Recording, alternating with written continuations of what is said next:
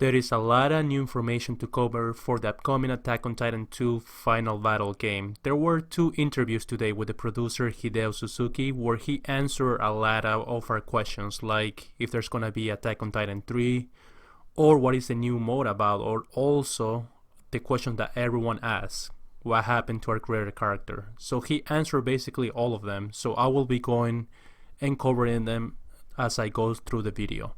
Before I start, people ask on the comments that they don't have anyone to play with and they need tips and all that on the game.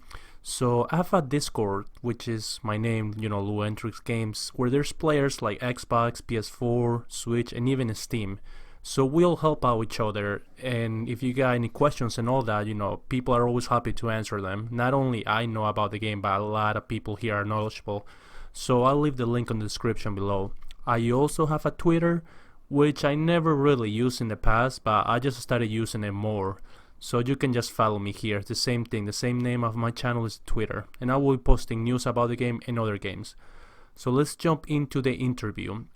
This interview was made by Fextra Live. It was posted today, May 14. So we're just gonna read through them. I think there's like 4 questions in this interview and like 5 on the next one, so it shouldn't take that long. So, being able to visit Koei Tecmo recently, we were lucky enough to have some time to ask few questions to the mind behind Attack on Titan Final Battle, which is the producer Hideo Susuki, to help shed some light on what this expansion adds to the game, including a storyline, replayability, and even the new anti-personal battle experience. Read on the full interview, which will I read now.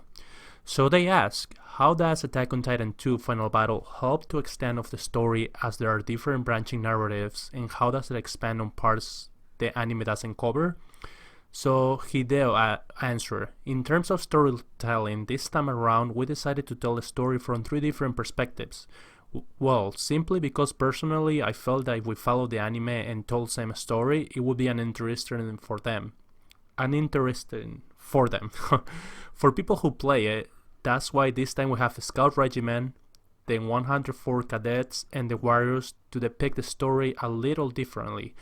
And then another thing is that the Attack on Titan 1 or 2 games, we took the liberty to add our own original story that we were well received by the fans, and it's something that we take pride in.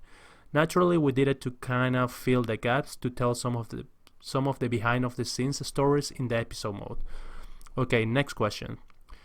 The next question is about World Reclamation mode, which is a new mode. It really seems quiet in depth. How does one reach 100% reclaim date, and what happens when that has been accomplished? So this is a new mode that they added. Once the player retakes all territories in that mode, there is an ending for that. But you are talking about 100% completion, right? Which personally I'm planning to do that. A higher goal after reclaiming all territories, one would be to research the Azon weapons, which will have some very difficulty conditions to meet. So this is probably for new weapons that we can unlock and can only be done by doing what he says.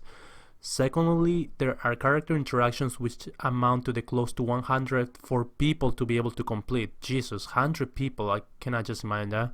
This is very time consuming because it would mean that you will have to recruit the person, which takes effort, and you will need to fight many battles with them to develop the bond. And you have to switch between characters to see what you want to see, so those would be the higher goals. Okay, I get it, so yeah, that's gonna take a lot of time for sure. From what I see in the anti-personal battle experience with ODM equipment, many people are excited to be able to get their hands on this new experience. What can players expect from this type of battle? He answers, actually the anti-personal ODM is one of the cornerstones of this final battle in terms of game design. At the very beginning, the devs team talked to the licensor about using anti-personal guns on Titans, and it was approved.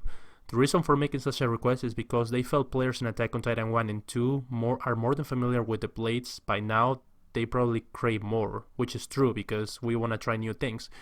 And a new game experience, we saw the perfect opportunity successfully implemented. That was a really good decision because I'm pretty sure, putting anti-personal guns and Thunder Spirits now that are shown in the anime is like a new thing to experience, and so many things you can do with it. The system is very impressive. What is the character episode mode? How does that work within Final Battle? First, I should mention there are 3 streams of storylines. You start with the Scout Regiment, but at a certain point it unlocks other streams and it branches off, etc. So you can decide to play perspective the way through or jump back and forth, and it branches off even more. That's how it progresses. Oh, I see. So it's kind of like you have 3 choices to where to go, and then you pick one and you can always go back and get to the next one. Okay, I play a couple of games like that. Final Battle has plenty of content such as character stages, maps, gear, and the new mode. How many hours on average do you think players will spend on the Final Battle expansion? If you only want to go through the character episode mode as well as the territory recovery mode, it will only take about 30 hours. But like you mentioned, if you want to go for more and try to complete everything, then easily takes more than 70 hours, which is pretty decent for expansion pack. Okay, I think these are like the last 2 questions, and I'll go to the next interview. That's fantastic news for Attack on Titan fans. We already touched upon this, but what will players expect when it comes to replayability, especially when it comes to extra content? First of all, you can find that mostly in this territory recovery mode is not only about beating all the missions, but it's also about unlocking all the capitals through which you can discover what kind of interactions they are. You will have to find out of these on your own. So the character events, the weapons already we touched, which is try to research all the weapons. Okay, so I guess on that mode you can, like I mentioned before, you can unlock more weapons.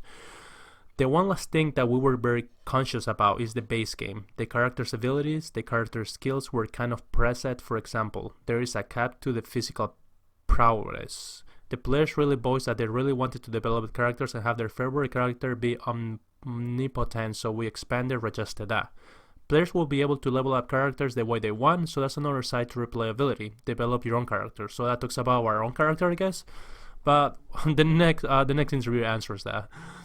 So I guess last one, questions for this interview says, obviously the game follows the anime quite closely, but when can we expect to hear on anything about Attack on Titan 3?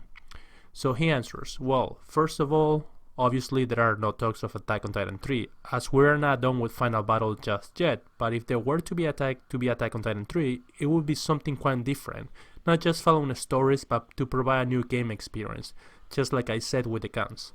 Once I have enough ideas and can come up with enough game volume for a new game experience, then maybe I will title the next game Attack on Titan 3, otherwise it would be unfitting.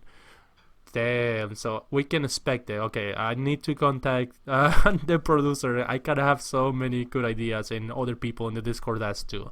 I'm pretty sure if he gets some ideas from, feedback from us, then he can probably implement it to it.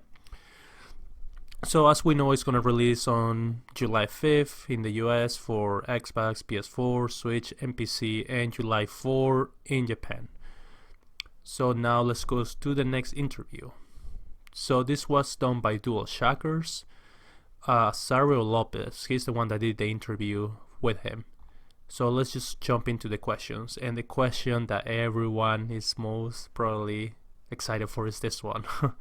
In the original Attack on Titan 2, players were able to create an original character and experience the story events through the eyes of an outsider. However, Final Battle won't have an original protagonist in this mode. Is there a reason why you changed the direction? So he says, first of all, the story for the original character ends at the end of Season 2, which took place in Attack on Titan 2. So basically, we're not gonna see him anymore. We didn't want to use this way of storytelling again because it would feel like a fresh idea. Since this game will come out right after Season 3, and we feel that people would enjoy playing as the main character more for this title. The decision was also based off of fan feedback. So most of you guys, I noticed that you wanted him to come back, which is weird. I wonder where did he get that feedback from. Okay, so let's see. Let me see what. Okay, this one. This entry of the game will follow closely with anime's third season. However, will you be able to take your own liberties with story, or will it stick pretty similar to the events of the anime?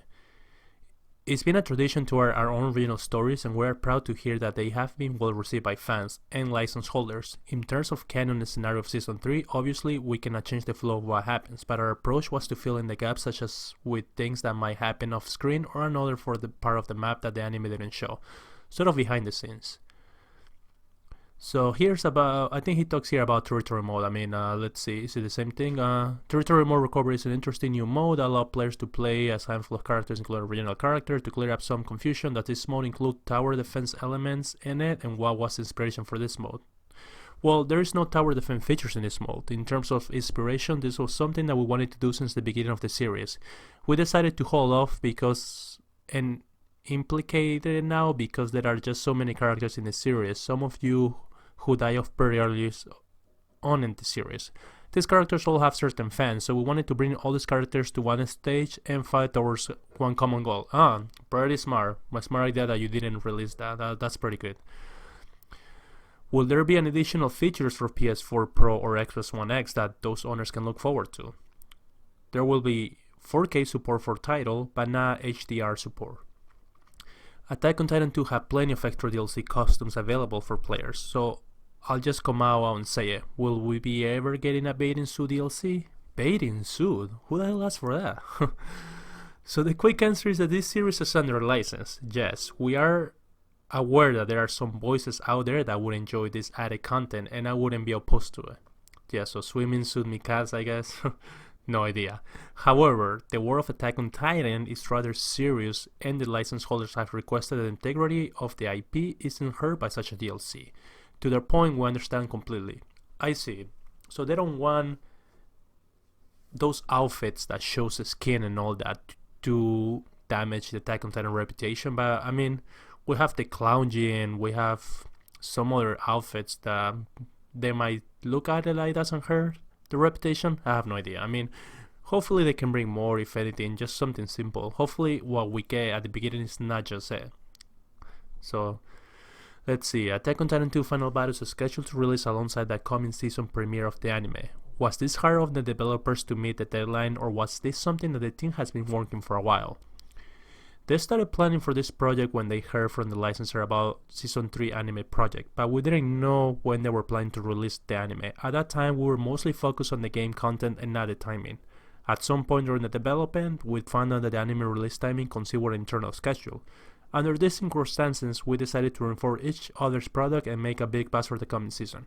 This was perfect plan because, I mean, it wasn't unplanned, but it was perfect coincidence. Because right after season 3 ends, this will come out, and you know, it's just perfect. You don't have to wait for the game like that at all. So I think these are the last two questions, and we're done.